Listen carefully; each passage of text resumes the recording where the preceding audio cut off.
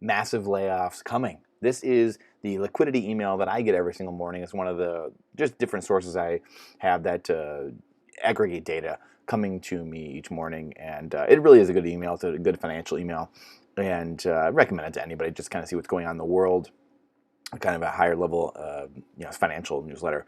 But these guys are good. They're funny. Got a lot of funny memes, stuff like that. But boy, this is the craziest part about all this is the last month or two, last couple months. All you see here in the roundup each day at the top is all the layoffs going on, and there was some good data mixed in with tons of bad data.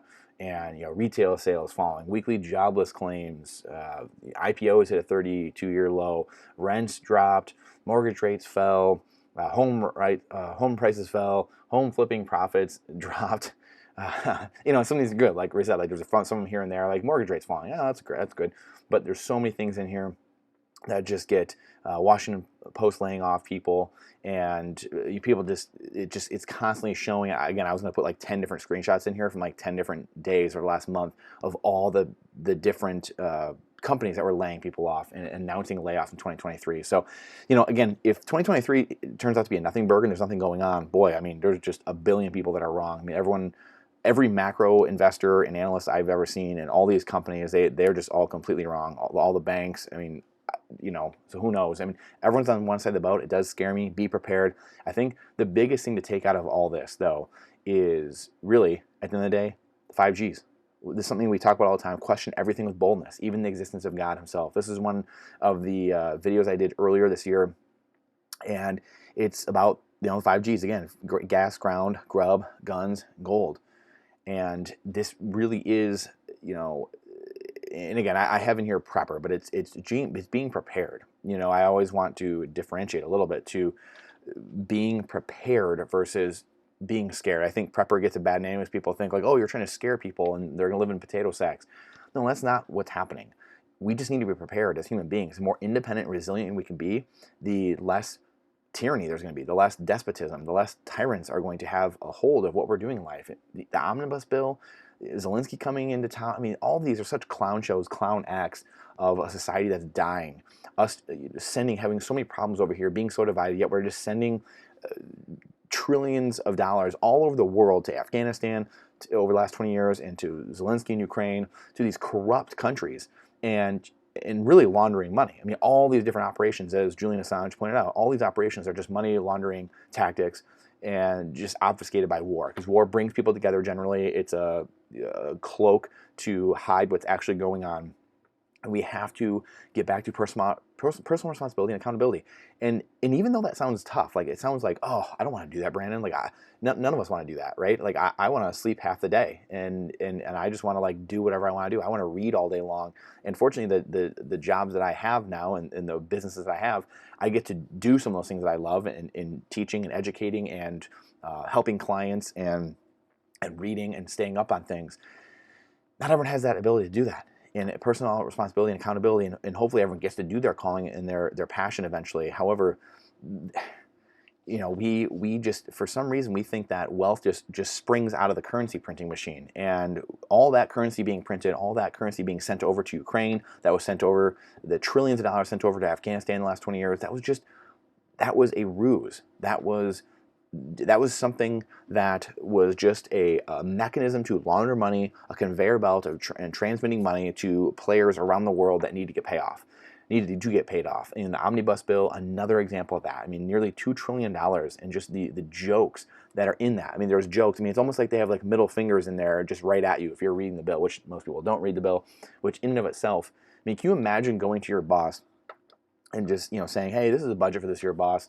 And he's like, hey, what's in here? Like, what do you got going on? And you're like, I don't know. Let's just pass it. Let's just approve the budget, and then you can see what's in it.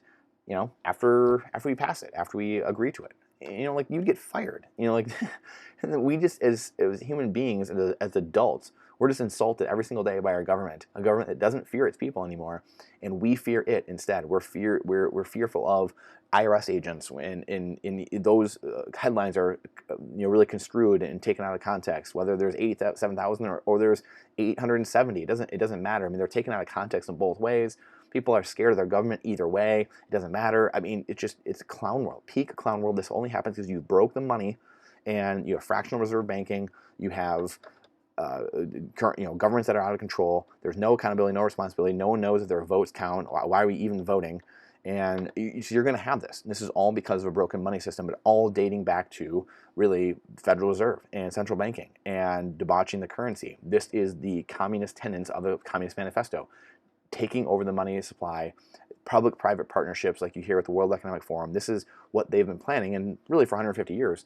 And so that only comes about because you have a broken, if someone had to come to you and say, hey, we're going to, there's famously in this omnibus bill this week, there's 48 times salmon are mentioned, and we're going to, bee-friendly highways, like bees that buzz around, and salmon, and Nancy Pelosi Federal Building, and a Michelle Obama Parkway or walkway they're making, $3.6 million for that. Now, if someone came to you and said, hey, we're going to raise your taxes, you're going to pay double taxes this year, or we're going to raise your taxes 10% or 20% or 50% or 100%, 300% for these things, for a bunch of salmon, or Michelle Obama's Parkway or walkway, or Nancy Pelosi, a federal building for her. Do you think if people that actually had to get paid for right out of someone's pocket, who would vote for that? Maybe 5 out of 100 people. So you can see why the currency printing, the grift, the rent seeking, the destroying the currency and just sitting at the currency printer and being as close to that as possible is the most important thing, because that's how you pay off all these people, all your pet projects, all the narratives you want to spin and fund, getting in bed with Twitter, government, CIA, FBI, everyone getting in bed. We just saw the JFK stuff come out this week as well. And if you're able to cover that up, you shape the narrative. How do you shape the narrative? How do you cover that up? Through the currency printing, through distraction campaigns, through, oh my gosh, JFK, this thing, oh, we're in war, oh, we're in Vietnam. And again, we're going to get into that today. Maybe we'll get into that at a later date. We need to have Larry Lepard on for that, for the JFK stuff going on. And there's just so much smoke, and there's just massive fires going on. There's so much smoke that you can't even see the fires behind all the smoke. And so it's there. We just need to parse through it and get through it and see where exactly that fire is coming from, because we know there's a massive blaze, and we have been sold down the river for decades. Really all stemming back to central banking, though, the Federal Reserve. Again, ironically, I believe it was like December 23rd, 1913 when the Federal Reserve Act was passed, and then went into effect in 1914. So just, ironically, lame duck sessions and things like that in the middle of the night, things being pushed out while people aren't paying attention. Your government isn't there for you. The government is never there for you. It's never been there for you. It never will be there for you. That's why there's the jokes and the Ronald Reagan jokes, and you hear a knock at your door, and you're scared when someone says, "Hey, I'm from the government. I'm here to help." The government's not designed to help people. The government can't help people, and it's not government. People in government, their fault necessarily. The government's not designed to help people. That's not the job of government. The government is just to uphold the rule of law and uphold the rights we've been given under the Constitution by God, by the Bill of Rights. That's what the government's there for. It's just to uphold the justice system and the rule of law, and to make sure that commerce and the rule of law is upheld. That's it. That's literally it. They're there, to call, balls and strikes, I guess, for lack of a better phrase. They're called balls and strikes, not to be in the game, tipping this, putting their toes in the scales, not to be in the game, taking swings, throwing pitches and stuff like that. That's not the government's job. The governments are there at the consent of the governed, as the founding fathers have always said. So at the end of the day, my whole point with all this is there's all kinds of craziness going on. Like I was just showing you a few minutes ago, but get prepared. The 5 Gs: gas, ground, grub, guns, gold. Security, land, energy, water, Bitcoin, gold, silver. Get out of the system. Remove yourself from the system. We have to remove ourselves from the system. This is the way out.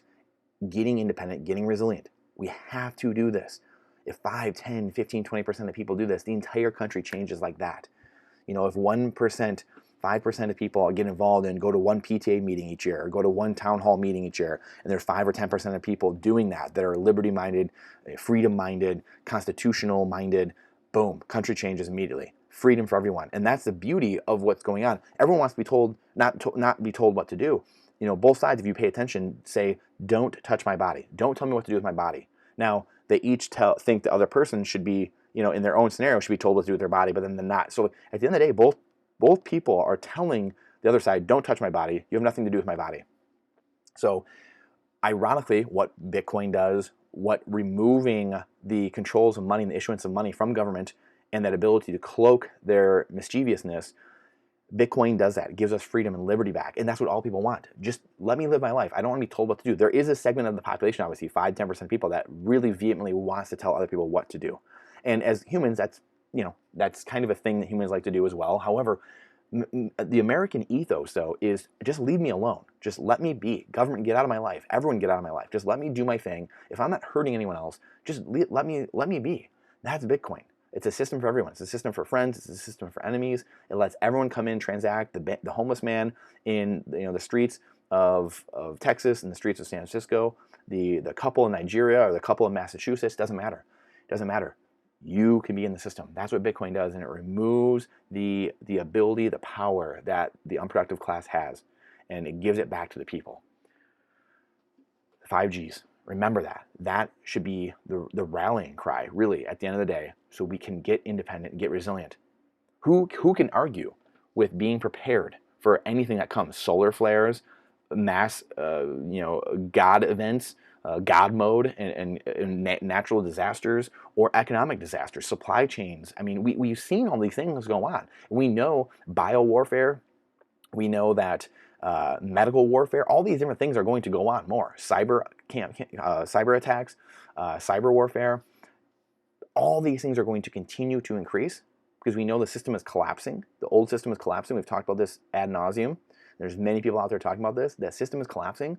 It's like the drowning man in the water, grasping at anything to hold itself up, and that's what the unproductive class, that system is trying to keep itself above water, and it's not going to make it, but it's going to try to drag as much down with it as possible. So we have to be prepared. We have to be prepared. So in the last week of Advent here and before Christmas, preparing your family and being with them, spending time with family, please get prepared. Talk to family, talk to friends, talk to people you're around.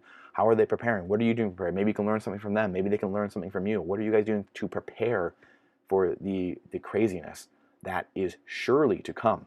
You cannot print all this currency. You cannot destroy all this wealth. You cannot destroy supply chains. You cannot have this type of division and not have bad things happen in the coming months and probably the next year or two, the next couple of years, this decade.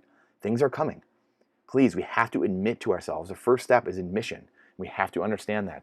We have to take action. However, if enough people take action, the community we're building, if enough people take action, then we can start affecting change and start minimizing the bad effects that we might feel otherwise and start transitioning, removing ourselves from that fiat legacy system, that legacy monetary system Titanic we've been talking about, and jump off into the life raft, the Bitcoin life raft, the sound money life raft, the incorruptible truth. I appreciate you. Thank you for your time in listening to this. Let me know what you get out of our channel in general. And please let me know what you like, what you don't like. Please like, dislike, share it with someone you think might enjoy this. And again, I appreciate your time. It's the most important asset we have. And I look forward to seeing you on the next one.